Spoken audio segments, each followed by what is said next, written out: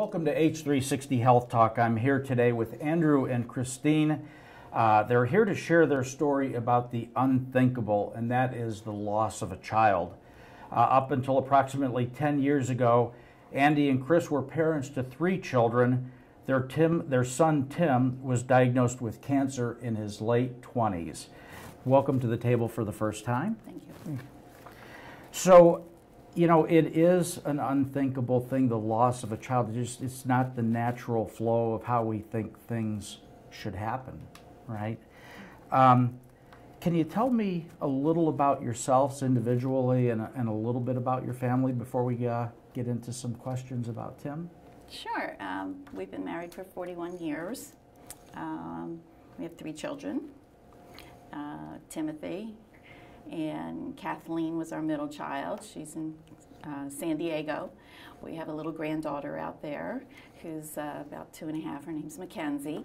And we have Douglas, our youngest, who lives in Pennsylvania with his wife. Yep. Yeah. And are you all from Pennsylvania or New Jersey originally? I grew up in Bronx, New York. In the Bronx. And I moved to Lambertville in 1968 in the spring. Longtime Yankee fan? Or? Absolutely. Absolutely, huh? I'm a Jersey girl. Oh, is that right? I am a Jersey girl. So 3 children. Mm-hmm. Tim was the oldest. Yes. Tell me a little about Tim. What kind of child was he growing up? I think he was the typical child where, you know, little kids are always wanting to have a lot of fun, but he was also very sensitive. What else could I tell you about Tim? He was independent at a very young age, and I believe that's because his sister was born. They were only 14 months apart. Ah, so okay. All right. Little baby came into the house, and he was a toddler, so he had to kind of go on his own. So yeah. Well, being the oldest of 4 in my family, I can appreciate that. I was a little bit controlling or, you know, protective, I think, against my sister, who was 2 years younger, but certainly full of mischief and, you know, charting new water. Being the first child in the family, you chart some new waters, and you know, and then the others get to benefit from that to see, you know, okay, well, he got in trouble there, I won't do that. Was Tim like that, a little bit on the curious side? And I remember when I was doing something with kitchen cabinets, he was there with a little tool belt trying to do something. But, trying to get his head in there to see what Daddy was doing. Always a fixer and wanting to get his hands in on things. Yeah, I mean, we'd go to grocery shop and I'd throw him up in the air and you'd see his head over the aisle and stuff like that. And he'd laugh. He thought it was great. So time is going on, and Tim obviously goes through school and then through grade school, and then he's getting to be a young man. And then take me back to the day when you got the diagnosis of cancer. Okay, he called me on November 20th, which is just was an anniversary of our first date, November 20th. So he called me about noon. I was getting ready for a conference, and he told me he had cancer. I said, "Who told you that?" And he said, "The doctor." I said, "What kind?" He said, "They're still doing tests." And he said he didn't call Mom. He wanted to call me first, because if he called Mom first, she'd be all upset. So I hung up with Tim. Now, how old was he at this time? That was in 2008. 28. 28. 28. So I called her and I said, "Where are you?" She says, "I'm driving home." I said, "Well, pull over." And I told her it's about cancer. At that point, we said, "Okay, we're going to be out there as soon as we can." She got in touch with her coworker. They booked our flights. We flew out to San Francisco that night, and we drove up and saw him at the hospital that night. Was he feeling poorly? What brought him in to see the doctor? Actually, we looking back on it after that all happened. That July before that November, he had been in for a family wedding. We was out in Indiana. All 3 kids were out there. We were at a family wedding in Indiana, and I kind of noticed a few things that he just looked a little different, and I remember commenting it to a coworker. I said, "I think something's up. I don't know." And then we went out to see him just for a visit in October, and that's when I really knew something was wrong. He, not so much as appearance, but I noticed other little things that were going on with His him. abdomen seemed getting larger. His abdomen had gotten larger, but there was just some other issues that I thought, intestinal issues that I had noticed, and I brought that to his attention, and I said, Tim, I think something's wrong. I think you need to go see a doctor, a gastrointestinal doctor. Sure, yeah. And he goes, well, I can't right now. I'm in crush season. He loved his job, so. So crush season, meaning the winery. Yes, the winery. Yeah. He was a cellar master, Yeah. and said they were in the middle of crush, and he said, but I'll make an appointment. And I gave him the name of a doctor out in San Francisco. I said, this is the person I want you to go see. Right. And Now, how did you find that person? I just did some research while I was out there, see. and I looked at credentials, and I said, this is the one I want you to see. Yeah. So he did make an appointment, but it wasn't until December, the appointment. And that morning when he had called Tim to tell him about the cancer, that same morning previous to that, he had called me and said he had been sick the night before. Mm. And I said to him, I think you need to go to the emergency room. And so that's where he went. He went to the emergency room, and then he called his father after they had done some tests. So he didn't sit on this news and kind of internalize it.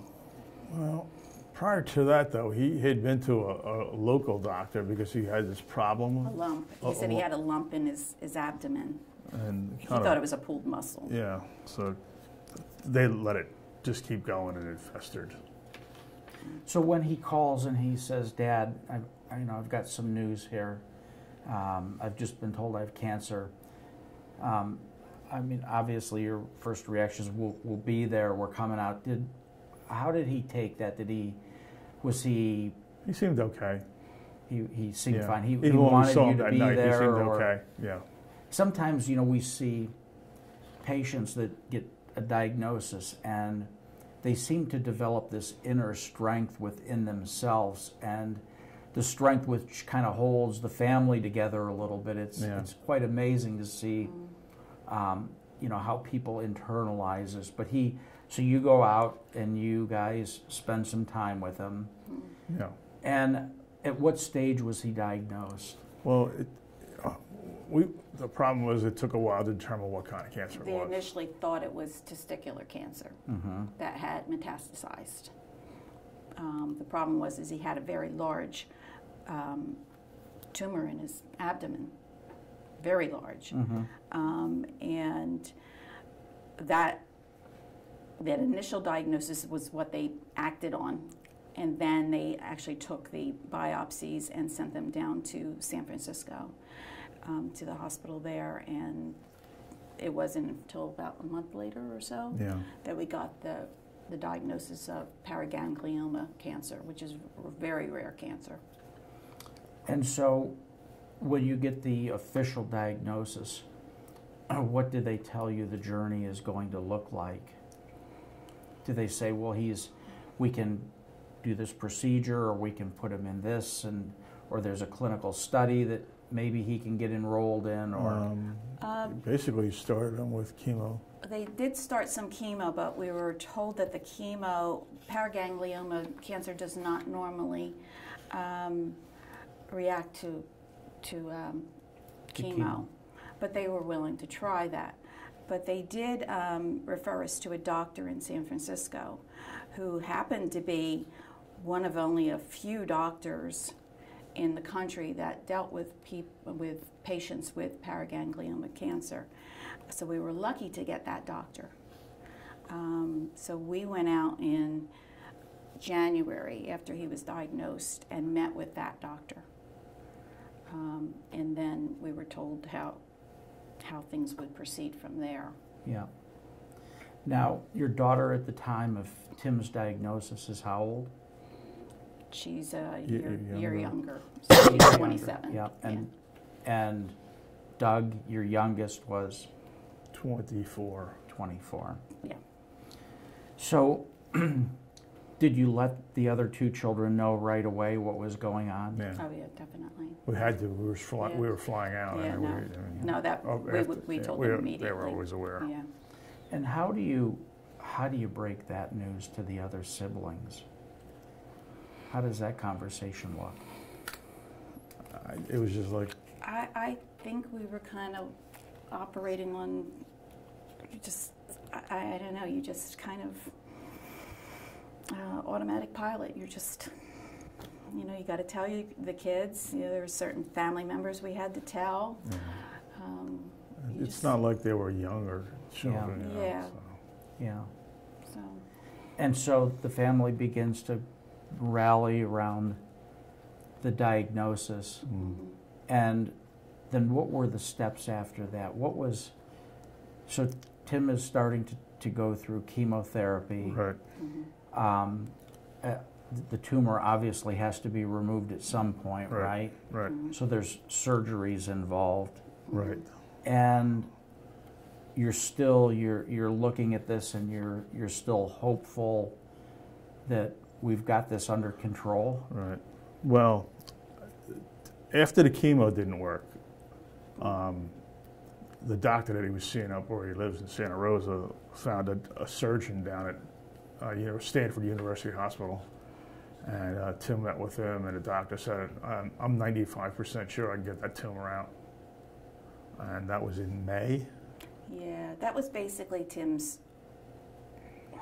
only hope, was to get that tumor out. It wasn't going to take care of the other tumors, but they could deal with those later. The important thing was to get that tumor out. But I will say this, that when he saw the doctor that dealt with paraganglioma cancer, he gave us a document that day. The three of us met with him, Tim and Andy and I. And he had this long document which any of his patients that he took on had to read it and sign it. Now, whether they read it or not, they didn't read it in front of him. It was a lengthy document. But he pretty much, tried to explain what was in it and handed it to Tim and said, you need to sign here. And I think I signed it too. And Andy might have signed it too. But Tim signed it and immediately just handed it to me. He never read it. And what was the document? If it actually explained about paraganglioma cancer, and it actually said in there what the mortality rate was.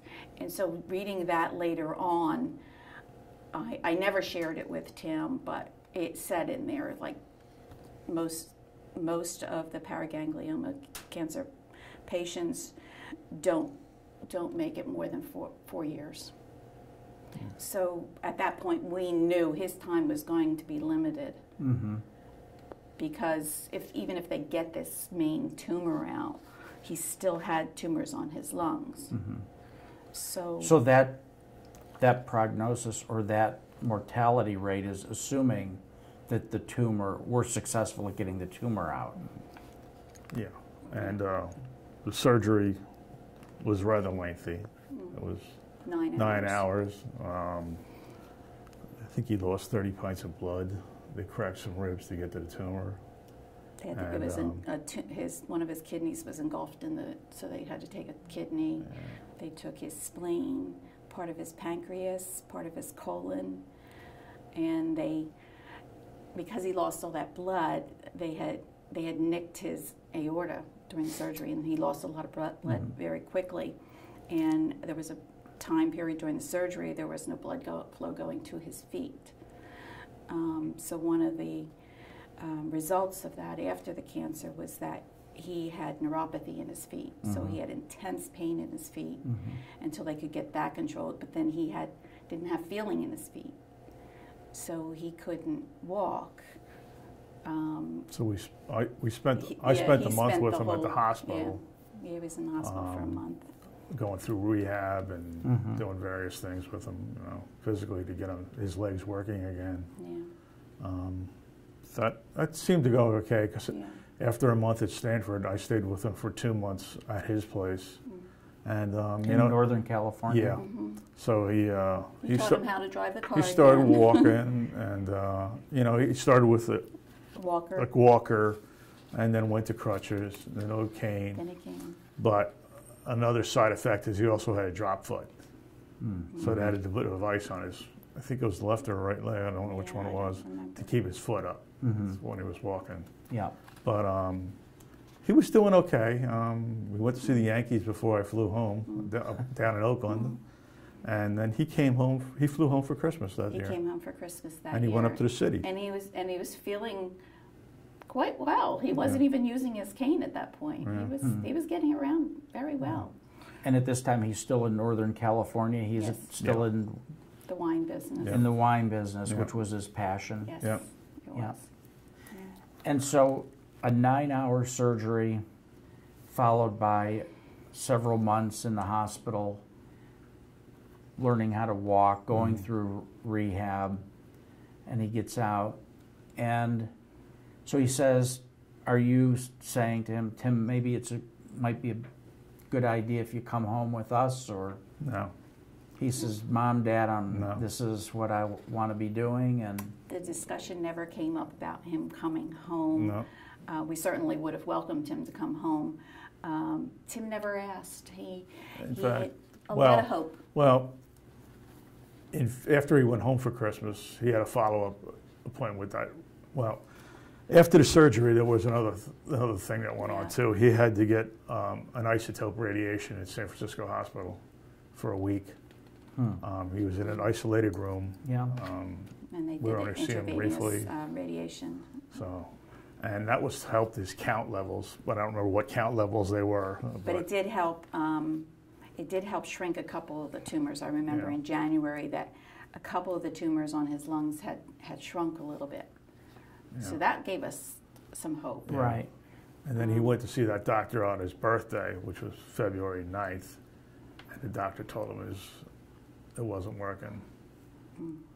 And we said, okay, because we asked him if he wanted to be, we wanted us out there for that diagnosis, That appointment. Right.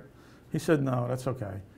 And then he got that news, and then in March, he called us and said, I'm coming home. A month later. Yeah. Yeah. And at that point, that prompted me to call the doctor out in San Francisco to find out what was going on. Mm-hmm. And This was the same doctor that performed the surgery. No. no, this is the doctor that The dealt with follow-up. isotype. the cancer, not the surgeon, the one that actually. The radiation, oncologist. yeah. But I asked him, I said, what's going on? Tim said that he's coming home, and he said, I saw Tim and I told him it was time to come home to be with his family.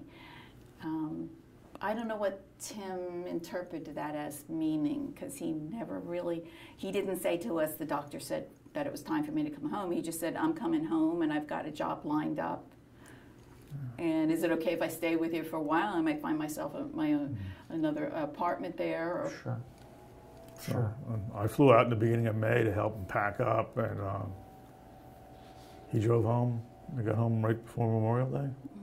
And did he have another job waiting for him He when did. he It was a wine store that he worked at previously before he moved to yeah, when California. he was in college, yeah. So again, he's following his passion of wine, and Yeah. he could no longer be in California where he really wanted to Right. be, so he is Right. still stayed involved in the industry. Yeah. And so he just says, I'm coming home, I have a job, and I better call this doctor and see what the real Right. story here is. Yeah, so I found that out, and then I asked him for a recommendation of a doctor at Sloan Kettering for us to go see, because we needed to have a doctor. Yeah. And so we got a recommendation, and the three of us went in to meet that doctor, and she suggested a trial drug. And I guess she suggested either that, which was an oral, it was just a pill for him to take, or there was something else that she suggested Yeah. too. But that would have required him, I think, to be in the hospital, and he didn't want to do that. The pill for him was the easiest route. So that's what we did. He did the trial drug. And when he comes home and you're aware of what the real situation is, do you treat him different? Do you say things to him differently? Do you Do you go from think so. we're going to beat this to we're going to spend, there's things we want to do during the period of time we have left with you that we want to make sure happen? I don't think so. The reason we didn't do that is because Tim didn't want to talk about the cancer. I tried, and he said it doesn't do any good to talk about it. He never admitted whether he knew whether he was going to make it or not.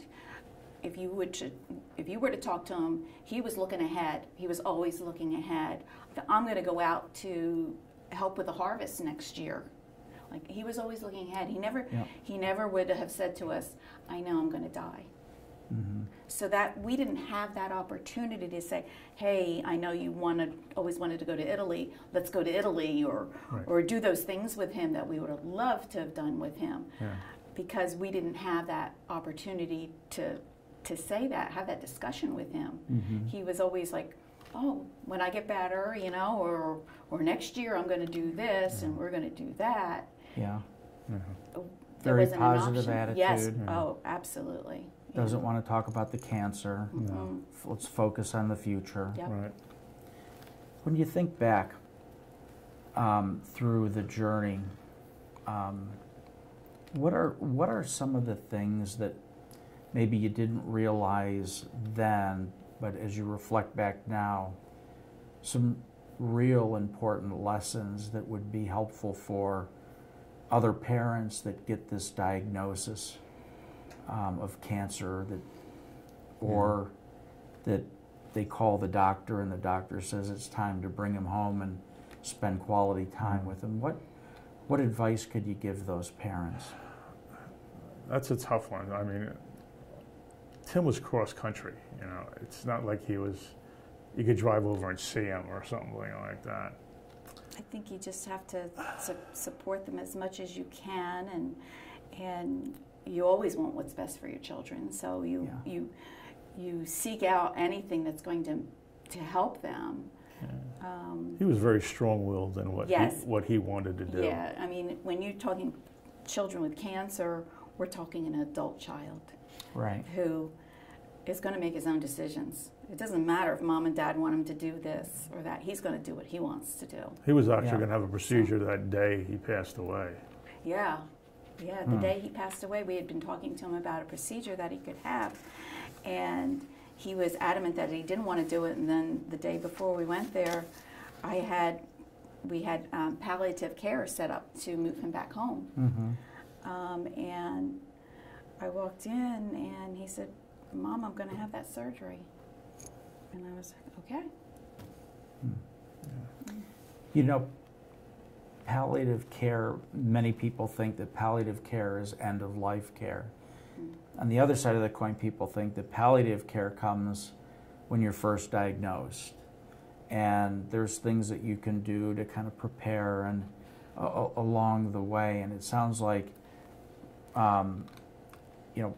Tim being across the country and then coming home kind of late in the diagnosis, palliative care for you was more comforting and end of life, making sure that he was comfortable. Well, we knew in September. In September, we met with his oncologist and the palliative care doctor. In New Jersey. In New Jersey. And or I should say the other doctor actually told us that he might have 4 months to live, maybe. That was the first we were given a timeline. Mm-hmm. But we never told that to Tim. We didn't tell that, and she said, "Do you want us to tell him?" We said, "Only if he asks." Yeah, right. Because up to that point, he had never asked how long he had. Mm-hmm. He never even considered that his life was ending. He just kept going on. He was very, very full of hope. Yeah. So there was no sitting down and planning a funeral and who's going to speak and what his last wishes are. And No. None of that. No. so I understand that you now have a little project going on. Yeah. You're a quilter, a sewer. I try. And you were featured in this magazine, Cedar Creek Living, for something that you did with some of Tim's clothing after he passed away. Can you share with us what that was? Yeah. Well, it's really important for me, for both of us, to have Tim's belongings going to worthy causes. We felt like that was something he would like. So once his siblings took the things that they wanted to hold on to from him, we had the other things donated to different charities and so forth. But we were left with this huge box of T-shirts because he was a Fish fan. That's a band, right? You know, right. Yeah. And he went. I wasn't going to ask was it salmon or trout. And he had been going to concerts for years, and as well as he had T-shirts from when he played soccer. Some wine ones because of the wine business. So I had this box of these T-shirts, and I thought, what am I going to do with these? And then I thought, I should make something out of them, something that we can give the other two children, and we can have for ourselves, a little part of Tim to hold on to. Anyway, so I sat down and I started cutting the T-shirts, the pictures on them, or the things that had the dates on them or whatever. And so I cut them into patches, and I decided I'm going to make pillows. I call them memory pillows. And so if you look at these pillows, they each tell a story about Tim. There'll be a soccer patch from his soccer uniform. There's one that says 2007 wine festival or something, and of course a lot of fish emblems are on them. The Yankees, he's a huge Yankee fan, so the Yankees were on there, the Rangers were on there. So each one tells you about Tim. If I were to hand you that pillow, you could look at it and you could say, wow, these are all the things that he liked. And so I made 3 of them, and so one for yourself and one for the 2 other children. Yeah, to the 2 other children. And so I did that, and I was sharing them at work one day and showing the ladies the pillows that I made. And a few months later, one of my coworkers lost her husband unexpectedly, and she had 2 children. And she said to me, could you make me some of those pillows for my children and I? And I didn't know her husband. But by the time I finished making those pillows, I knew so much about him. And I had another friend that lost her son 4 months after our son passed away. He died from cancer. And she came with 3 big bags of his T-shirts, and I did not know him. He was the same age as our son. And she said, I need 10 of these pillows. Wow. She said, not just for my other children, but for the people that came in to help me take care of him. So I made 10 pillows, and I learned so much about that boy. So it's just something that I feel passionate about, and I think it helps people. And so how did the magazine got turned on to what you were doing? Came and featured you in an article. Well, I actually made last year I was working on a quilt for our daughter when she had her baby. We were out there unpacking her belongings, and I found boxes of concert T-shirts because she was a Fish fan too. And I said, what are you going to do with these? And she says, I'm going to make a quilt someday. I said, no, you're not. You have a little baby. You'll never get a chance to do this. Right. I said, let me take them home. So I brought them all home, and I just started cutting all these T-shirts, and she had enough for a queen-size quilt. Wow. So I made her That's a lot of concerts right there, yes. So I made a huge quilt. And I happened to be showing to somebody, and they said, you should tell the people from the magazine that you do this. And so I happened to mention it to one of the girls that writes the articles. And she said, oh, I want to come over and see it. I want to see the pillows. I want to do an article. And I said, fine. She said, well, you might get some business. Yeah. And I said, that's fine too. Yeah. I said, I'm not in this for money. I'm in this to help people. Sure. Deal through with the process. Yeah. Interesting to know, when she was doing Tim's shirts, she came across this shirt from a concert in Los Angeles. evidently, when Tim was in college, him and a friend flew out to Los Angeles. And this was the first Unbeknownst to time. us. And this is Yes. the first time we knew it. So I was Yeah. thinking that my son driving into New York City to see a concert was a big deal, but now yours, No. Tim flies out to Yeah. the West Coast. Never told us. But he never told us. We never knew. Huh. It is amazing what you find out, right? Yeah. Yeah. By going through the T-shirts. Yeah. Another thing that helps too, after he was gone, we donated his retinas. Oh, yeah, we did. They asked us if we wanted to donate any organs. Well, the only thing would be Yeah. the corneas. Yeah. And So we and we donated his did get a corneas. letter back from somebody saying thank And you. they told us exactly, well, they didn't give us names, but they told us the 2 people that received his corneas. That's a precious It gift, was. right? Organ donation. We get on our soapbox quite often here at Healthy h360 about the importance of organ donation and the gift of life, and do quite a bit of work with Donate Life, which is a great foundation for organ donation. Yeah. So, if you could think of one piece of advice for other families or other parents that are either going through the journey of losing a child or have lost a child, what would that be? That's a tough one. When he was at Stanford, I would walk around the hallways, and you go through a children's ward, and there's people, those little ones that never had a chance to do anything with their lives. You got to give them as much support as you can. Yeah, just the support, and I think the other thing is that if you have other children, don't forget that you have other. We have 2 other children, and don't forget that you have them too, and they're hurting too. Yeah. And they need to know that you're there for them too. Yeah.